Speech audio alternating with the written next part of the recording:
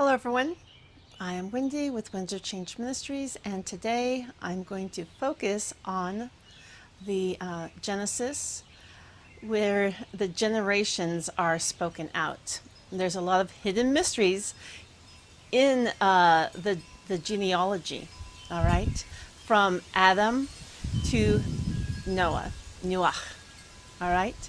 So after Adam took Eve took from the tree of the knowledge of good and evil, God pushed them out of the Garden of Eden. They had shame, and he cursed the land for because of it. And he told Adam that he would have to toil in the ground and eat thistles. All right, so it wasn't too good of an experience for Adam. Now, he lived to be 930 years old, and so he died in the day that he ate of that tree. All right? Because with the Almighty, a day is like 1,000 years. All right? So, let's see. He died after Lamech was born. So Lamech was several generations down, and we'll get into that a little bit here in a minute. But that's when Adam died, and because of this, Lamech he knew Adam for a little bit. You know, he knew him, and then when Adam died and Lamech had his own child, he knew that that curse, God was going to do something about that curse that had been placed on mankind because of Adam concerning the ground. All right? Because back in the early biblical days, the rain didn't come down. All right? So the ground was hard, and that's why they had thistles. So anyway, when Lamech had his son, knowing that God was going to do something to avert that curse that had been placed on Adam, he called his son Noah, or Nuach, all right? And it means consolation or rest, because they knew that in this individual's generation that consolation was going to be made concerning the sin that Adam did. All right, and so anyway, names are very powerful. All right, in the Bible, and so there are several generations between Adam and Noah. All right, and I'm going to go through them because there's a hidden mystery in this. All right, and I'm going to share that mystery with you based on the names. Okay, so first we have Adam. His name means man. Then we have Shet, or Seth. His name means appointed. Then we have Enos, or Anush. His name means mortal. Then we've got Canaan, or Canaan, and his name means possession. Then we have Mahalalel, and his name means from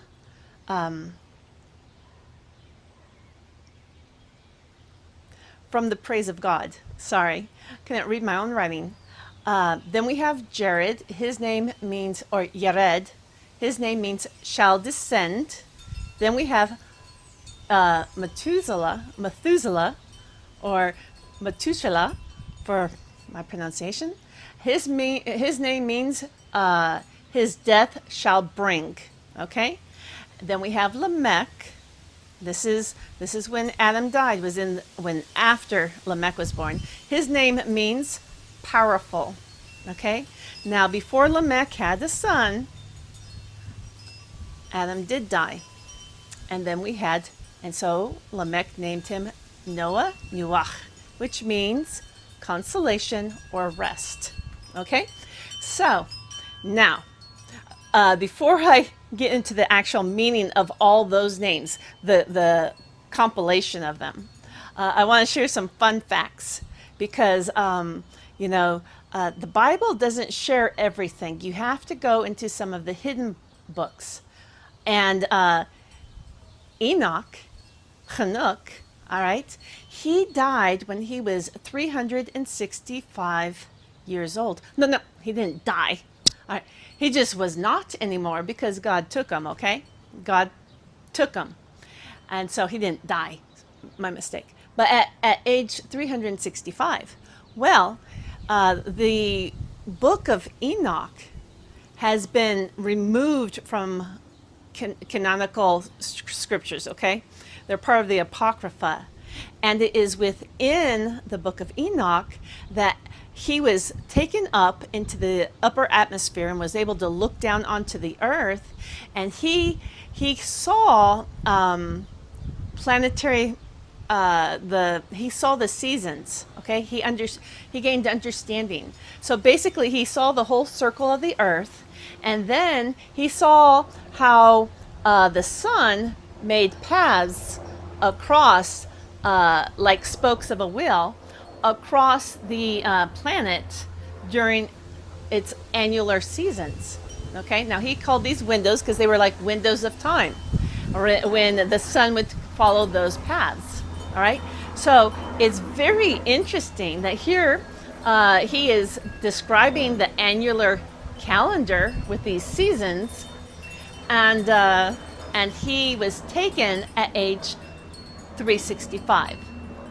Okay, there are no coincidences. All right. So another fun fact is Methuselah, who is the son of Enoch. He's the oldest living person in the Bible, in biblical history. He's the oldest. He died at 969. Okay, and it says his name means his death shall bring. Okay, his death shall bring. That's the meaning of his name. He died just before the floodwaters came. All right. Yes, so he died, and then after his death brought something, and it was the floodwaters. Okay, now we knew it was going to be in the time of Noah, but it was connected to Methuselah, and it had to happen after Methuselah's death, and it happened in that very same year. All right, so let me break that the compilation of all those names into a simple thing to understand. So we've got Adam. All right, I'm going to have it over here for you guys in this video. It says Adam was appointed a mortal possession. Okay, so mankind was given a mortal possession. This is our mortal possession. Okay, Adam means earth, Adama. Okay, we came from the earth, and this is our mortal possession. All right, and then when you go on to the next part, it says, from the praise of God. Let me back up a little bit. You'll notice that in other languages, sometimes their sentence structure is different than us. Like we would say a noun and then a verb and then whatever, right? So Susie ran down the street.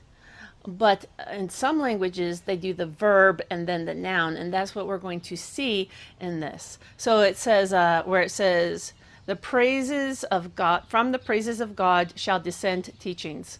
Well, we would say that differently in English. We would say, from the praises of God, teachings shall descend. His death shall bring powerful consolation. And so, yes, so we're talking about man who is mortal, but when we give praises to God, the teachings of God will descend to us, right? And give us, and excuse me, his death shall give us powerful consolation or rest. So what is the death? All right? The death of this mortal aspect of mankind. So it's complicated. It's complicated. So I have been teaching about how we must die of ourselves and become a new creation. All right? A new creation where we give praises to God and then his teachings will descend. And once we have understanding of those teachings, then, right, we're our new creation, our death, the death of the old us, will bring powerful consolation, which is also rest. Okay? So when we learn to surrender our lives, we just surrender, we give up, we let our ego die and learn to surrender to God and praise him and just, then he will give us peace and rest. So there is a powerful message in that. And I know that there are many people on the ascension journey that are learning not to let the world